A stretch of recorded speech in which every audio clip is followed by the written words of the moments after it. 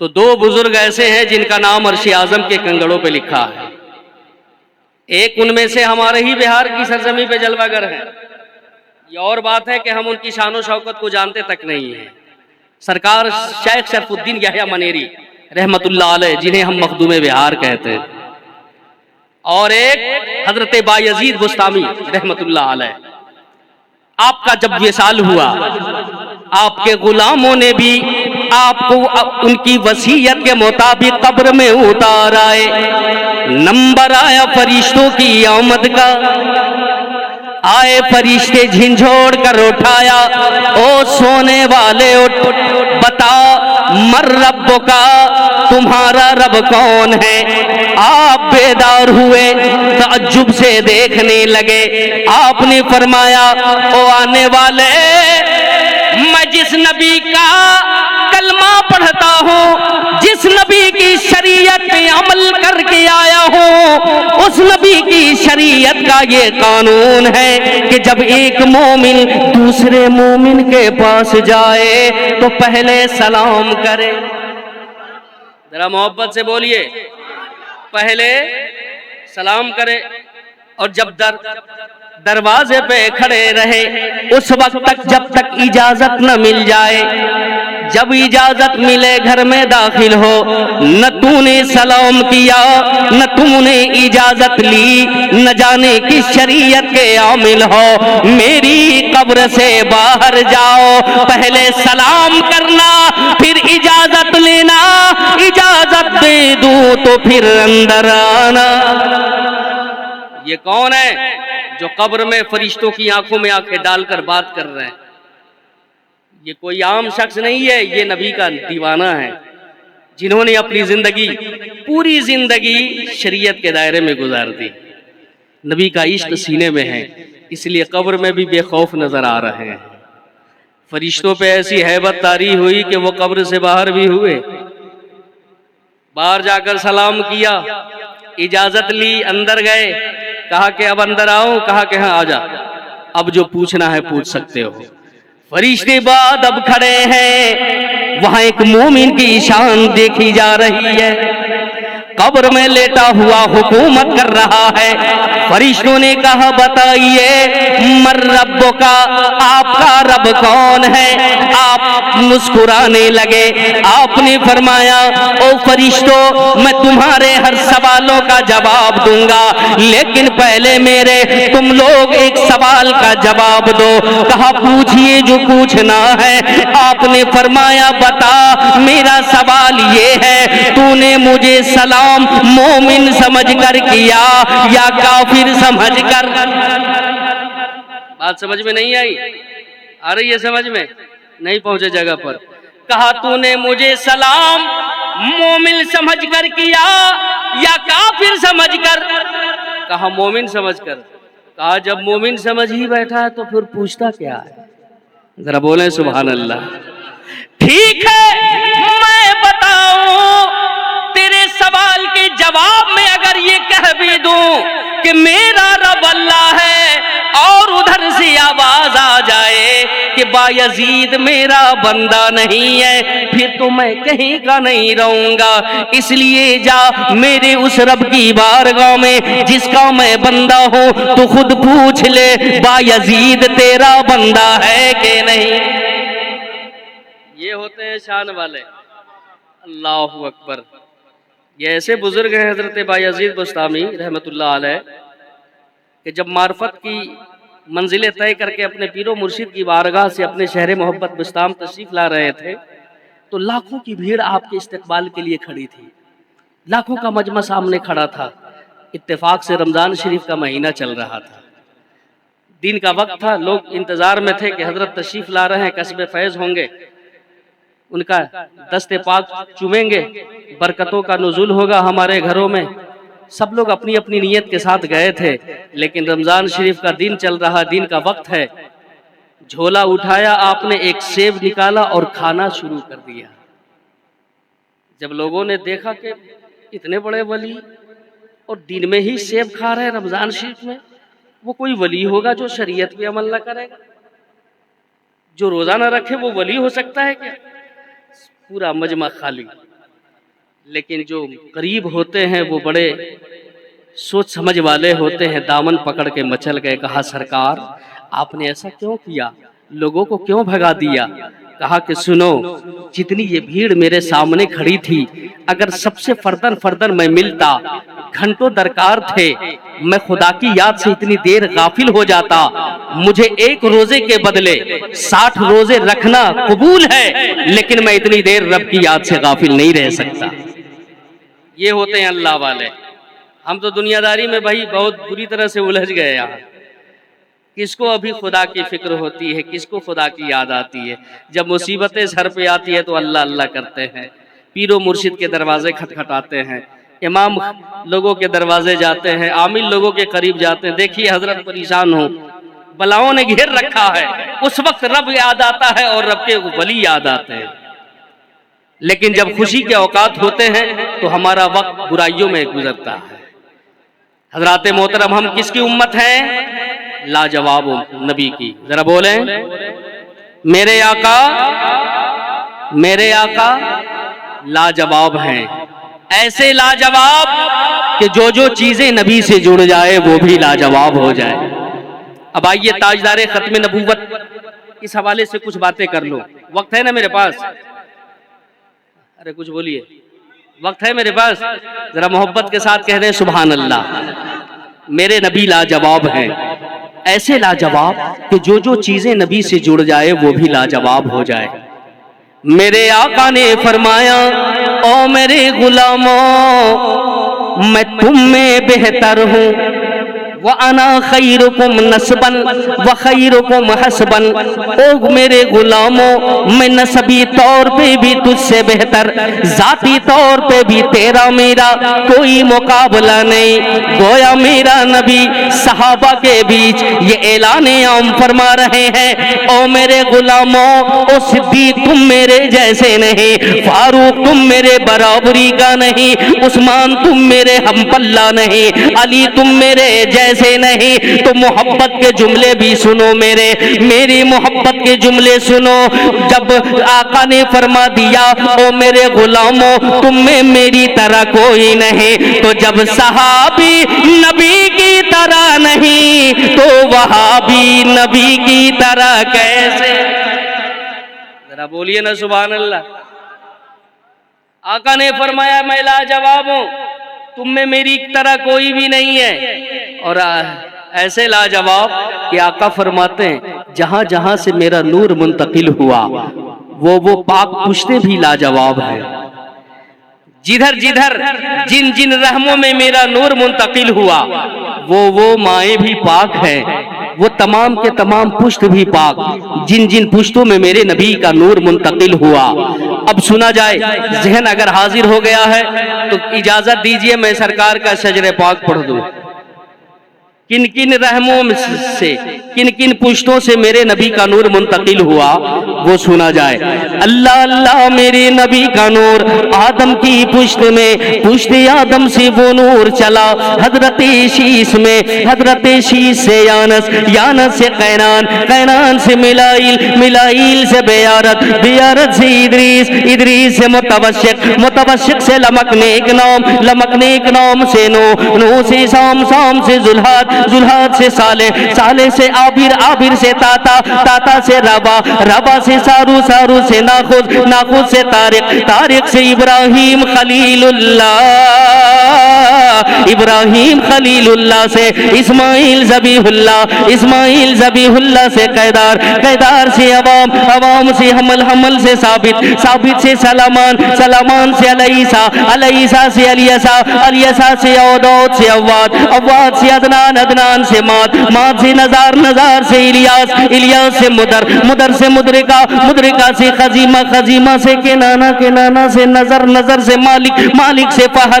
فہر سے غالب، غالب سے لوئی، لوئی سے کعب، کعب سے مرہ، مرہ سے کلاب، کلاب سے قصی، قصی سے عبد مناف، عبد مناف سے ہاشم، ہاشم سے عبد المطلب، عبد المطلب سے جناب عبداللہ، جناب عبداللہ کے نور نظر محمد الرسول اللہ۔ ذرا کہہ دیجئے سبحان اللہ۔ یہ بھی یہ ہستیاں ہیں جن کی پشتوں میں میرے نبی کا نور منتقل ہوتا رہا. میرے نبی فرماتے ہیں اللہ نے مجھے پاک باپوں کی پشتوں سے پاک ماؤں کی رحموں میں منتقل فرمایا. او میرے غلاموں، میرا پورا نسب پاک ہے، میرا پورا خاندان پاک ہے. میرے پورے نسب میں کوئی بے نکاح نہیں آیا، میرے پورے نسب میں کوئی ناپاک نہیں گزرا، میرے پورے نسب میں کوئی ایسا نہیں گزرا جس نے کبھی کسی بت کو سجدہ کیا ہو. ذرا بلند آواز سے بولیے. میرے نبی لاجواب ہیں.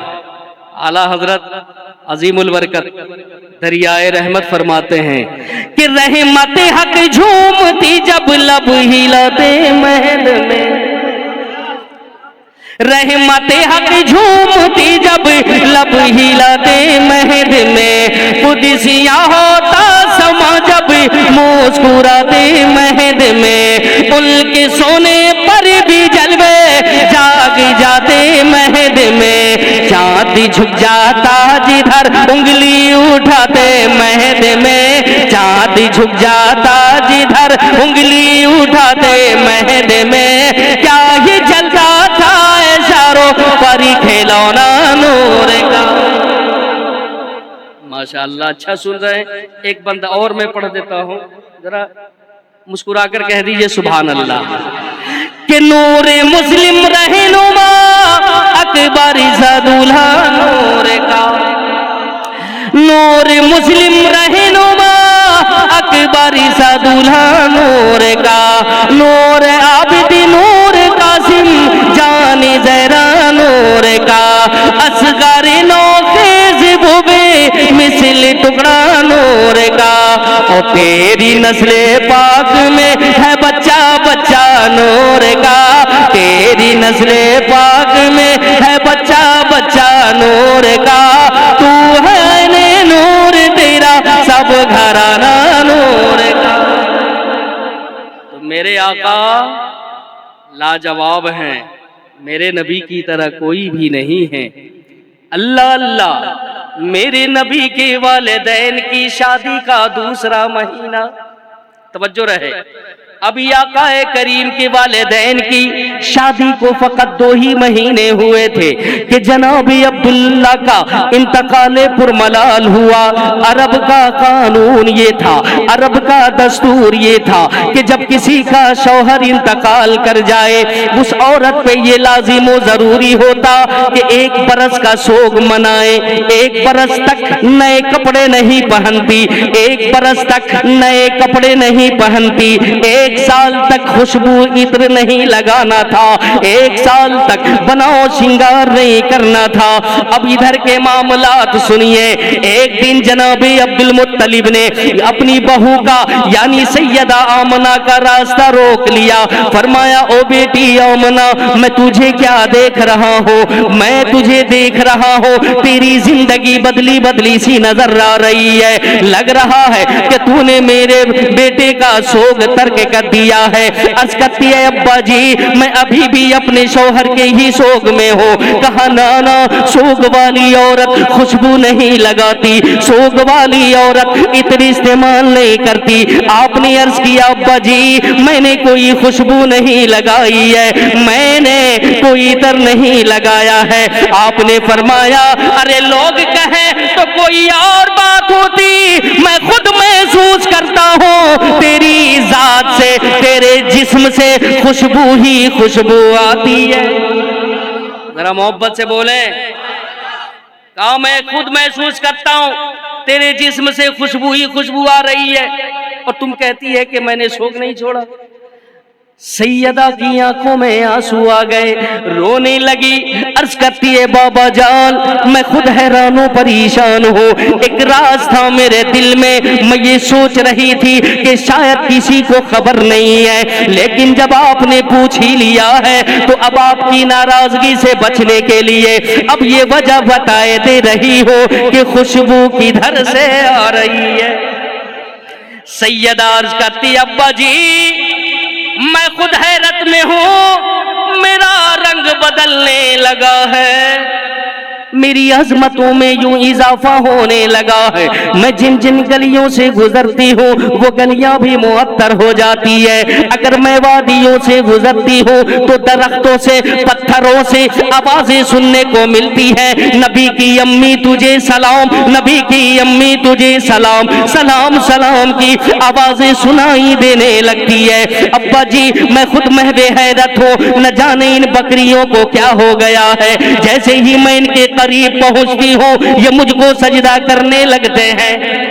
मैंने दरिंदों को देखा है, जैसे ही मैं उनके करीब पहुंचती हूँ वो मुझको देखते ही अपना रास्ता बदल लिया करते हैं। और रहा मामला खुशबू का तो इसमें मेरा कोई कमाल नहीं है, कमाल तो आपके बेटे की अमानत का है जो मेरे वतन में पल रहा है। जरा और मुस्कुराकर बोले, इसमें मेरा कोई मामला नहीं है, ये कमाल मेरे वतन में पलने वाले इस मेहमान का है। जैसे ही जनाब अब्दुल मुत्तलिब ने ये बातें समाप्त की ना, आंखें अश्कबार हो गई। फरमाते हैं बेटी आमना, ये तेरे वतन में पलने वाले का कमाल इधर का नहीं है, ये अभी का नहीं है, ये कमाल तो मैंने बहुत पहले भी देखा है। पहले कब देखा जी? सरकार वजूद में तो अब आ रहा है। माँ के वतन अक़दस में अब जलवागर हुए सैयदना अब्दुल मुत्तलिब पहले कमाल देख रहे हैं। कब देखा बस तारीख सुनिए, फिर मैं अपनी जगह लेता हूँ। इंशाअल्लाह फिर जिंदगी बाकी रही और कभी आपकी उड़ती हुई आवाज भी मोहब्बत की पहुंच गई तो बंदा आकर के पूरी गुफ्तगू सुनाएगा। सुना जाए, मैं तारीख नजर करता हूं आपके सामने। अल्लाह अल्लाह सैयदना अब्दुल मुत्तलिब फरमाते, बेटी आमना वो दिन अभी भी मुझे याद है, वो घड़ियां अभी भी मुझे याद है। एक दिन मेरा बेटा अब्दुल्ला मेरी बारगाह में शिकायत लिए आया, अब्बा जी अब मैं जंगल नहीं जाऊंगा। कहा क्यों नहीं जाओगे? कहा मुझे डर लगने लगा है, मुझे खौफ लगने लगा है। आपने फरमाया तू सरदार कुरैश अब्दुल मुत्तलिब का बेटा है, तुझे डरने की जरूरत क्या है?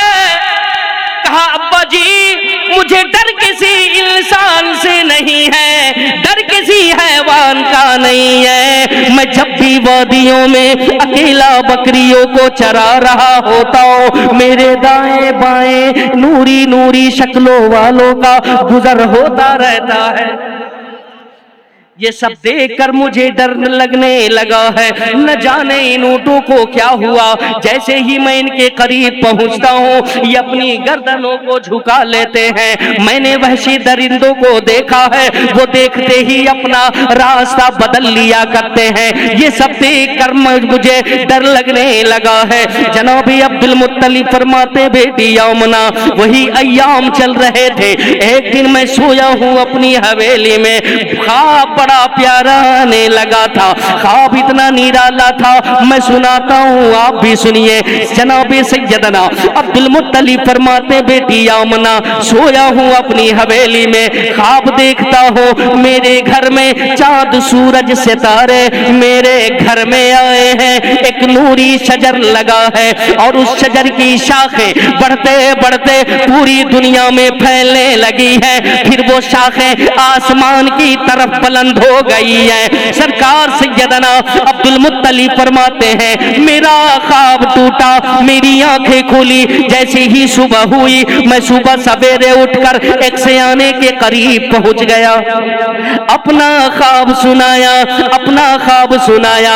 अब्दुल्ला ने जो बातें बताई थी वो बातें भी कह सुनाई। जब सैयदना फरमाते हैं मैंने जैसे ही अपना ख्वाब सुनाया वो सियाना अपनी जगह खड़ा हुआ, कहने लगा ऐ अब्दुल मुत्तलिब तू सच सच बोल, कहीं झूठ तो नहीं बोलते। आपने फरमाया मैं काबे का मुतवल्ली, अरब का सरदार अब्दुल मुत्तलिब नाम है मेरा, मुझे झूठ बोलने की जरूरत क्या पड़ी है?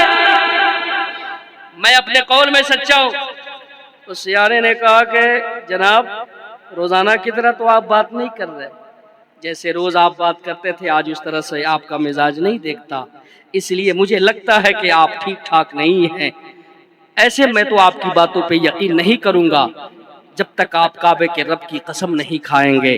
جناب عبد المطلب فرماتے ہیں میں کعبے کے رب کی قسم کھا کر کہتا ہوں میں اپنے قول میں سچا ہوں۔ جیسے ہی آپ نے یہ جملہ فرمایا وہ سیانہ کھڑا تھا اب کانپنے بھی لگا، پسینے سے تر بتر جسم ہوا، آنکھیں سرخ ہو گئی، لبوں پہ جملے آنے لگے، عبد المطلب تجھے مبارک، عبد المطلب تجھے مبارک، تیری حویلی میں رب کا لاڈلا نبی آنے والا ہے۔